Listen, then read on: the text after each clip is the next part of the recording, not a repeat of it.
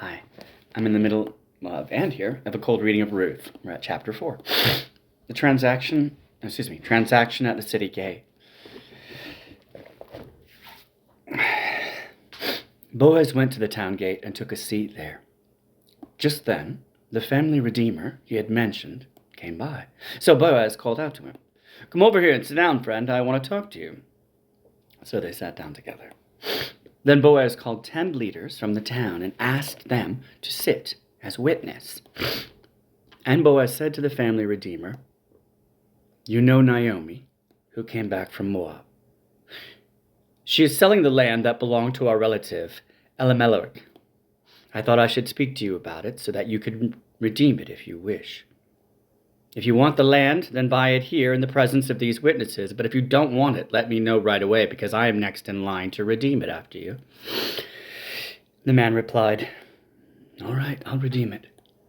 Then Boaz told him, "Of course, your purchase of the land from Naomi also requires that you marry Ruth, the Moabite widow.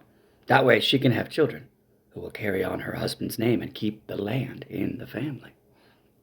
"Then I can't redeem it," the family redeemer replied, "because this might endanger my own estate. You redeem the land. You redeem the land. I cannot do it."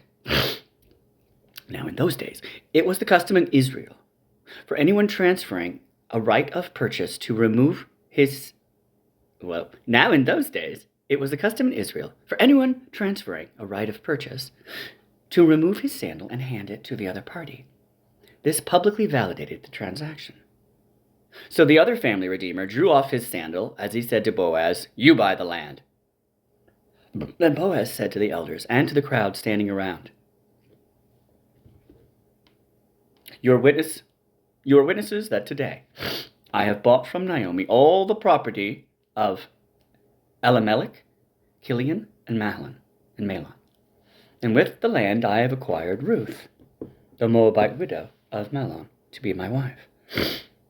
This way she can have a son to carry on the family name of her dead husband and to inherit the family property here in his hometown. You are all witnesses today." Then the elders and all the people standing in the gate replied, "We are witnesses. May the Lord make this woman who is coming into your home like Rachel and Leah, from whom all the nation of Israel descended. May you prosper in Ephrathah and be famous in Bethlehem. And may the Lord give you descendants by this young woman, who will be like those of our ancestor Perez, the son of Tamar and Judah." 6. Boaz marries Ruth. So Boaz took Ruth into his home, and she became his wife. When he slept with her, the Lord enabled her to become pregnant, and she gave birth to a son. Then the women of the town said to Naomi, "Praise the Lord, who has now provided a redeemer for your family. May this child be famous in Israel. May he restore your youth and care for you in your old age, for he is the son of your daughter-in-law who loves you and has been better to you than 7 sons." Naomi took the baby, cuddled him to her breast, and she cared for him as if he were her own. The neighbor woman said, "Now at last Naomi has a son again." And they named him Obed. He became the father of Jesse and the grandfather of David. Epilogue. Descendants of Perez. This is the genealogical record of the ancestor Perez. Perez was the father of Hezron. Hezron was the father of Ram. Ram was the father of Aminadab, and Aminadab was the father of Nashon.